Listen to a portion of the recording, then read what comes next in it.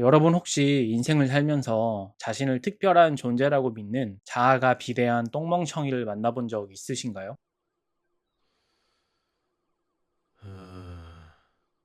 여러분 이 장면을 잘 기억해 두세요.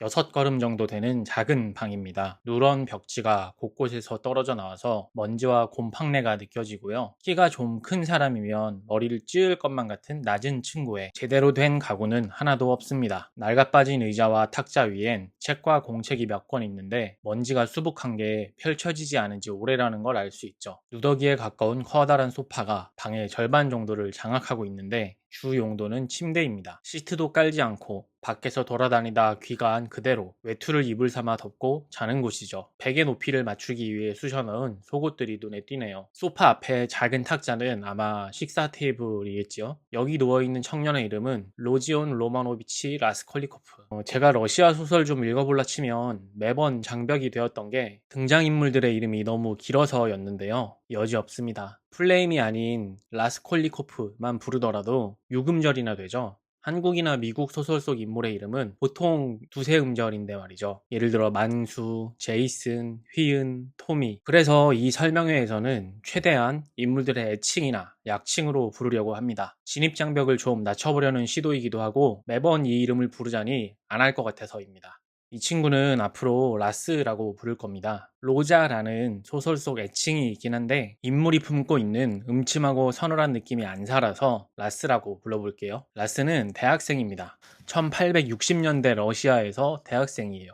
80%가 기본값이 된 2000년대 이후 한국의 대학 진학률 말고 당시로 생각하면 상위 0.1%, 어쩌면 0.01%에 해당하는 존재입니다. 대학생이라는 신분 자체가 사회에서 인정받는 위력이 있는 수준인데요. 지금으로 치환하면 최소한 대학원을 졸업해서 석사도 이미 취득했고 박사 과정을 밟고 있는 사람, 그런 젊은이를 생각하면 됩니다. 이 친구의 나이는 20대 초반, 대략 23세 정도로 하겠습니다. 이 라스는 말이죠. 이렇게 방구석에 틀어박혀 아무것도 하지 않고 지낸 지 꽤 오래되었습니다. 최소한의 생존 비용이라는 게 있잖아요. 집세를 내고 식량을 구매할 만큼의 돈, 문맹률이 높은 시대의 대학생이면 최소한 과외자리는 충분히 찾을 수 있을 텐데요. 분명 그런 식으로 생활비를 벌충해오던 라스는 전부 다 때려치고 자기 자신의 자아 속으로 들어가서 가능한 모든 사람과의 접촉을 끊고 고립되어 지낸 지 오래입니다. 요즘 말로 하면 은둔형 외톨이, 히키코모리가 된 것인데요. 도스토옙스키의 소설 죄와 벌은 바로 이 20대의 젊은 대학생 청년 라스콜리코프가 살인을 하는 이야기입니다. 본격적으로 시작해볼까요? 그 전에 잠깐 다시 한번 이 장면을 잘 기억하세요.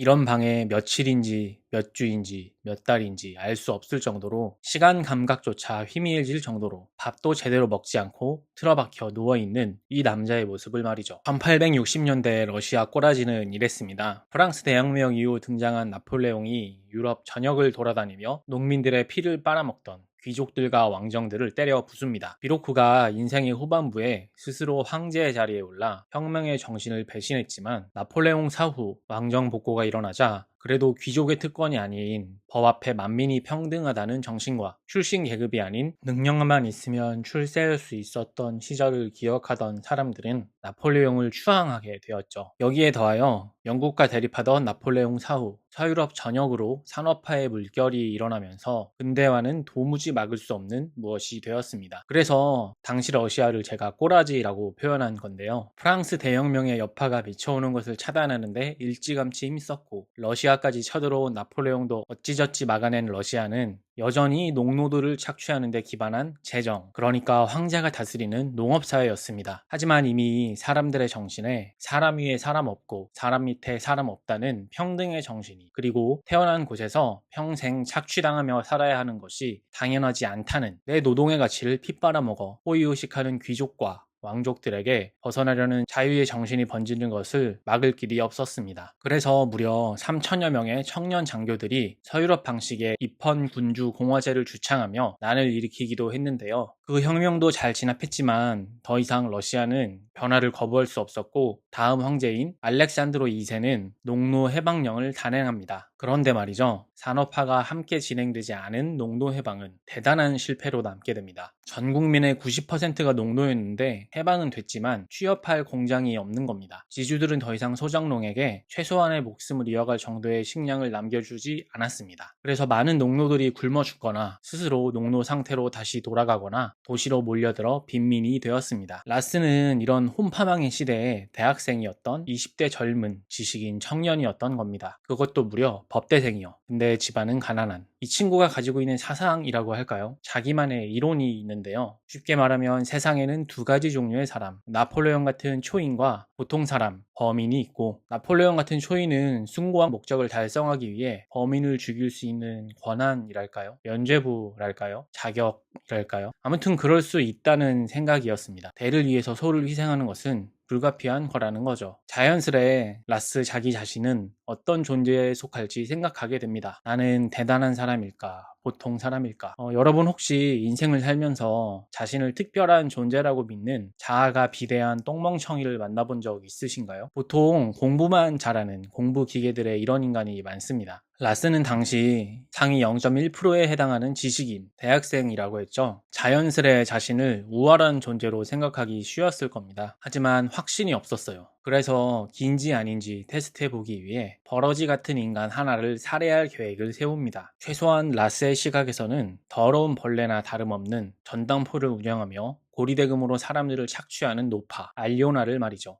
라스가 그런 살인 계획을 구체화한 것은 7월의 어느 더운 여름날이었습니다. 그가 살고 있는 쪽방은 어느 5층짜리 건물의 맨 윗칸이었는데요. 하숙집 아주머니는 4층에 살고 있었어요. 라스는 방세도 못 낸 지 꽤 됐고 심지어 집주인에게 갚을 돈도 있기에 집 밖으로 외출할 때마다 혹여나 마주칠까봐 도둑고양이 마냥 살금살금 발걸음을 조심하곤 했는데요. 마주쳐서 붙잡히기라도 하면 월세 독촉부터 시작해서 온갖 잔소리를 듣게 되니까 생각만 해도 짜증이 나는 상태인 거죠. 어쨌든 그날은 마주치지 않고 그렇게 건물을 빠져나와 거리로 나서는 데 성공했습니다. 라스는 자신같이 대단한 일을 하려는 사람이 그까진 일에 위축되었다는 걸 스스로 어이없어 하면서 발걸음을 내딛습니다. 라스가 살고 있는 상트페테르부르크라는 도시는 오늘날 지도로 보면 핀란드와 라트비아 부근에 있는 현재 우리가 북유럽, 동유럽이라고 부르는 동네와 근접해 있는데요. 현대 러시아에서도 모스크바에 이은 제2도시, 우리나라로 치면 부산이라고 할 수 있는 이곳은 당시에는 러시아 제국의 수도였습니다. 황제가 살고 있는 제국의 중심부인 거죠. 그렇다고 해도 앞서 말했듯이 산업화가 시작도 안 된 시절의 러시아라서 도시의 여름에는 악취가 가득했고 한창 일할 시간에도 술집에는 사람들이 가득했어요. 사실 라스는 돈만 없을 뿐 많은 것을 가진 사람이었습니다. 법대생이었고 키도 크고 잘생겼다고 작가가 공인하는 사람이란 말이죠. 그렇지만 방에서 썩어지내다 나온 그의 모습은 아주 정신이 불안해 보이는데요. 옷차림도 후줄근했지만 그것보다도 이틀 동안 거의 굶다시피 한지라 정신이 오락가락해서 걷는 중에도 혼잣말을 하고 있는 그런 상태였거든요. 이 거리에는 몸 파는 여자를 살 수 있는 집들 그리고 각종 기술자들과 술집들이 모여 있어서 별의별 사람들이 있었기 때문에 라스의 불안정한 상태가 그렇게 눈에 띄지는 않았어요. 그치만 이 청년의 마음속에는 분노가 가득했죠. 목적지에 곧 도착했는데 한 달 전에 답사했을 때와 마찬가지로 정확하게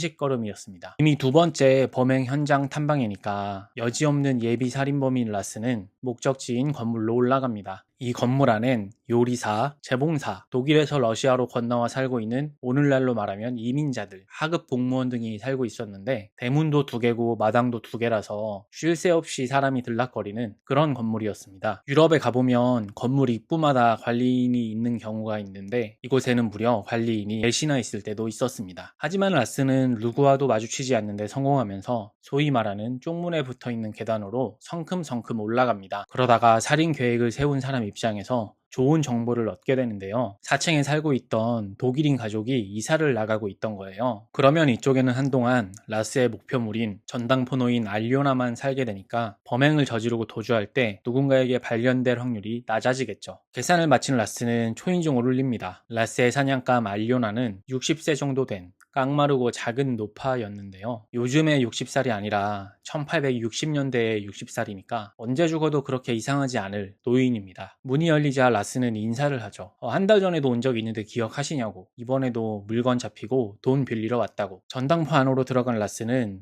은시계를 담보물로 내놓으면서 40만 원 정도 대출해달라고 요청합니다. 이게 나름 아버지 요품 같은 거였나 봐요. 근데 알리오나가 이걸 얼마로 후려치냐면 15만 원밖에 못 내준다고. 일단은 담보가 자체를 반도 안 되게 잡은 다음에 선이자를 떼요. 이자율이 얼마냐면 한 달에 10%.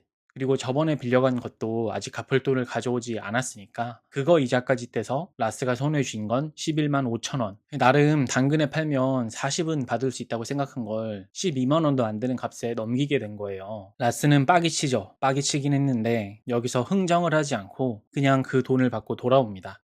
며칠 안에 한 번 더 올지도 모른다고. 그때 가져올 물건은 은으로 만든 담뱃값인데 친구한테 빌려준 거 받는 대로 올 것 같다. 그러니까 알리오나가 그건 그때 말하자고 하면서 라스를 내보냅니다. 어쨌거나 저쨌거나 일단 돈이 좀 생겼죠. 그리고 이틀 동안 굶은 상태죠. 라스는 어느 술집으로 들어가서 맥주부터 한 잔 딱 때립니다. 안주로 나온 빵 쪼가리까지 집어먹으니까 기운이 좀 올라와요. 여기서 우연히 마르멜라도프라는 사람을 만나게 되는데요. 이름이 또 길죠? 앞으로 마르멜이라고 부르겠습니다. 일단은 여기까지가 죄아벌 1부 챕터 1입니다. 마르멜이 얼마나 엉망진창인 사람인지는 다음 챕터에서 이어갈게요.